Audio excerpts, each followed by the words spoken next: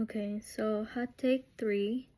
So the first question is, do I agree with how they characterize the types of feminism in the video, and which issues across this feminism do I think are the most important? So for me, I actually thought the way the video broke down the different types of feminism was really helpful. I agree with how they explained liberal feminism as focusing on individual rights and access, and how radical feminism pushes deeper, calling out the entire system patriarchy. And I also like how intersectional feminism was emphasized, because that's where a lot of real, like, lived experiences come into play. To me, the most important issue across all the feminism is representation. Like, who's included in the conversation and who isn't. That's why intersectionality matters so much. Without it, people of color, queer, LGBTQ folks, and disabled people often get left out of the fight for equality. So, second question, how do the different waves of feminism on build upon or challenge each other? What differences or similarities do I see between them? So the waves definitely build on each other, but they also push back. Like, the first wave was mostly about basic legal rights like voting, but it was super white and middle class.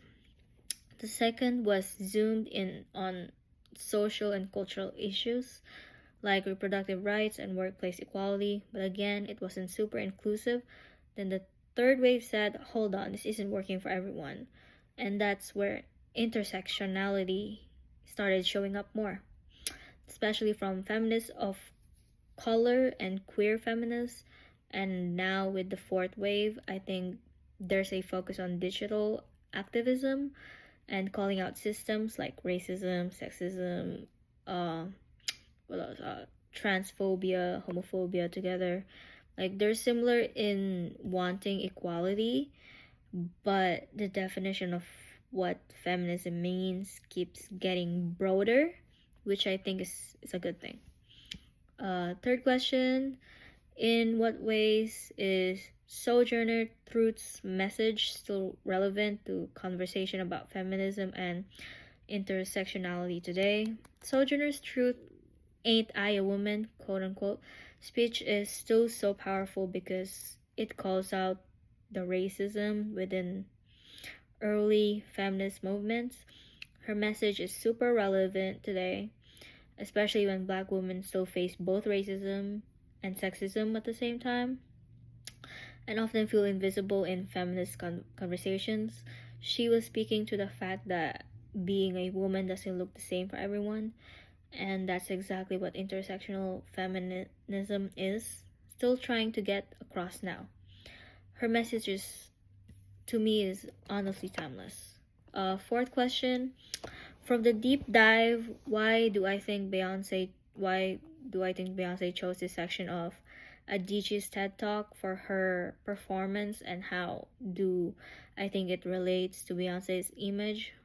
And then the second question for number 4 is, what do I think about celebrities embracing this imagery of feminism? So first, I think Beyonce chose that specific part of Adichie's talk. We should all be feminists, quote unquote, because it's simple, it's bold, and powerful. Like, it fits her image as someone who is known to be confident, empowering, and in control of her narrative. She's showing that being feminine and being feminist aren't opposites. I think when celebrities use their platforms to support feminism, it's really powerful as long as it's genuine. It gets to the conversation in front of bigger audience, but it also has to come with action, not just branding. So I'm here for it. But it but I also think we should hold celebrities accountable and not just let feminism become a fashion statement. So the last question is, what is my thoughts? So honestly, what's been standing out to me this week is how feminism is evolving to really listen more. The more we center the voices of those who have been marginalized, even within feminism, the stronger the movement becomes.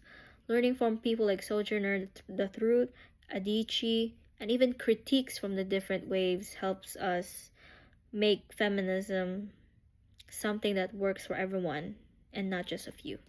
Thank you. Sorry, I am very nearsighted and I look around.